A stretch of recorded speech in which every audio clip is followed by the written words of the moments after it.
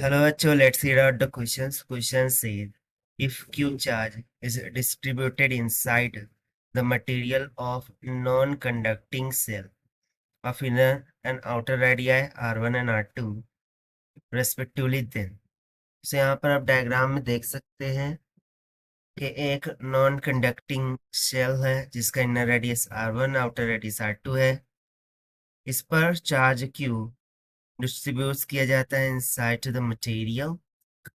सो हमें बताना है कि electric field inside to the cell क्या होंगी। चलिए देखते हैं हम इसको सॉल्यूशन से, but before of its let's talk about the key concept which we are going to use here for this question है। सो यहाँ पर हम सिंपली गॉस लॉ का यूज करेंगे। So according to Gauss law the close integral of E vector dot ds vector, this is nothing but equals to the charge close by the body divided by epsilon not होता है, जहाँ पर ये electric field ds surface area और epsilon not permittivity को indicate करता है।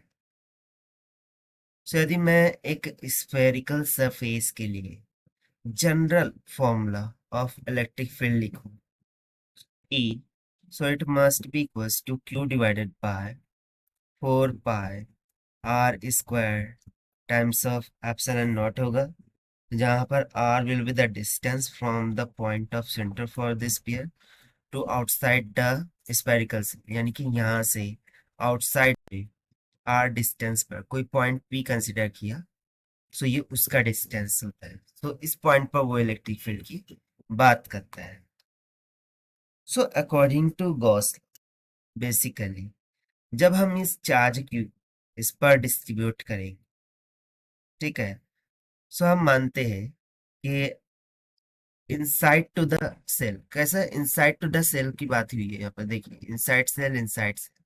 सो inside to the cell हम एक पॉइंट कंसिडर कर लेते हैं Q which is at a distance of let's say T, ठीक है, हम उसको at a distance of T consider कर लेते हैं और वहीं पर हम एक सरफेस ड्रॉ कर लेते हैं। सो बेसिकली ये जो रेड मार्क में हमने मार्किंग किया है ये बेसिकली गॉसियन सरफेस को इंडिकेट कर रहा है, गॉसियन सरफेस को इंडिकेट कर रहा है। सो चूंकि ये जो पॉइंट क्यू है वो इनसाइड टू द सेल है और उसमें गॉसियन सरफेस कुछ इस तरीके से, अभी जो चार्ज क्यू है जब हम इसको नॉन कंडक्टिंग शेल को ऊपर डिस्ट्रीब्यूट करेंगे, सो बेसिकली वो कुछ इस तरीके से डिस्ट्रीब्यूट हो जाएगा। लेट सपोज कि पॉजिटिव है, सो वो कुछ इस तरीके से डिस्ट्रीब्यूट हो जाएगा, यानी कि outside to the sphere charges तो रहेंगे, लेकिन इनसाइड टू द स्फीयर हमें चूंकि कोई भी चार्ज यहाँ पर गिवन नहीं है, therefore the Gaussian surface contains no charge inside to it. That is why the charge enclosed by the cell, यानी कि inside to the cell, will going to be equals to 0. So therefore, by using the Gauss law, close integral of E dot ds vector, this is nothing but equals to the charge enclosed by epsilon naught होता है। अब चूंकि charge enclosed by the body 0 हो चुका है, this means to say the electric field inside to the cell क्या आ जाएंगी 0 की।